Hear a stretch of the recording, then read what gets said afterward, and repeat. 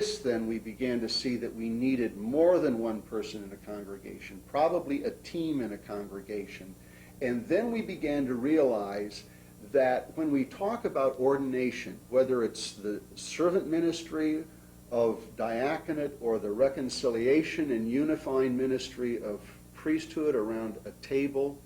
or apostolic oversight, that those ingredients are present in every congregation or need to be present because they really reflect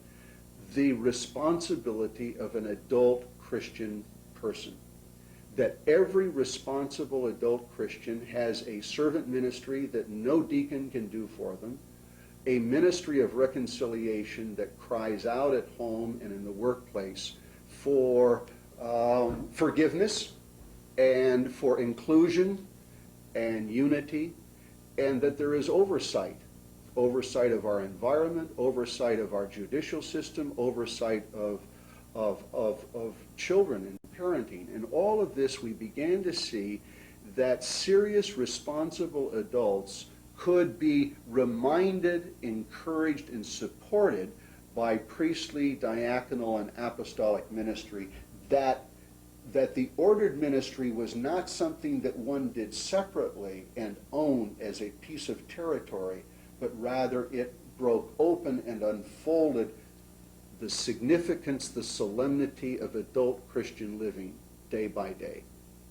This was a significant change of appreciation and of view and of vision, because it now meant that we could bring back into a unity adult Christian lives of the baptized with the ordained ministry, that they would not be separating, segregating, adversarial on occasion, and territorial, but they would in fact now be integrated around baptism. We will know that it has finally found fruition when it reaches beyond having an ordained priest, when it reaches beyond having a team of diaconal, priestly, and apostolic ministry, when it reaches into the very homes and solemnizes, gives significance, richness, excitement to every adult Christian. When the focus for ministry is centered in the priest, then often we do come up with a kind of a consumerism, in which we understand that the ministry is something that is purchased from the professional provider. And the job of the minister is to minister, and the job of the congregation is to congregate and to pay for the bills, to pay for the building and to pay the salary of the professional cleric, who then ministers to us and on our behalf. Instead, we in this diocese have been discovering a shift away from that kind of ecclesiology towards one which really hands back to all of the baptized responsibility for their own life and mission. I remember when we were first starting with the first part of the curriculum, trying to help those who had been invited to diaconal, priestly, apostolic issues. And when we talked about diaconal ministry, they could come up from their journal incidences at home or at work where they had served or been served. In fact, when we talk about apostolic ministry, they picked up the oversight in terms of vestry and standing committee, bishop's committee responsibilities. But when we said, now tell us in your journal where you're involved in priestly ministry, they had a devil of a time identifying those centers and those incidents in their life. And as we talked about it more in terms of reconciliation, unity, inclusion, then I remember one, a John Sola, who said, I drive a bus. He said, I'll get kids on that bus who are fussing on the way to school.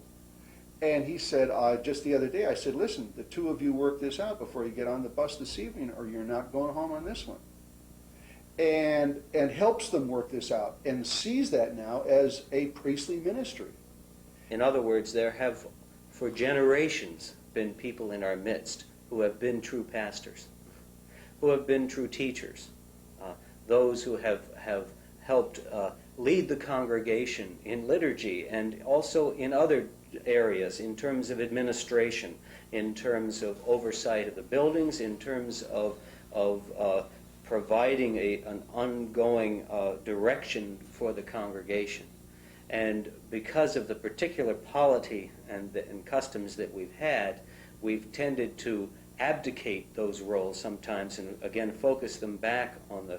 the priest. But in our midst have always been those who have provided significant models to the rest of us. And perhaps what we're being invited to do now is to ask those people to come forward, to own that leadership role within the congregation, and to be affirmed and supported by the clergy and others in the diocese and in the region and in the local congregation to mature in that and to invite others to share in that.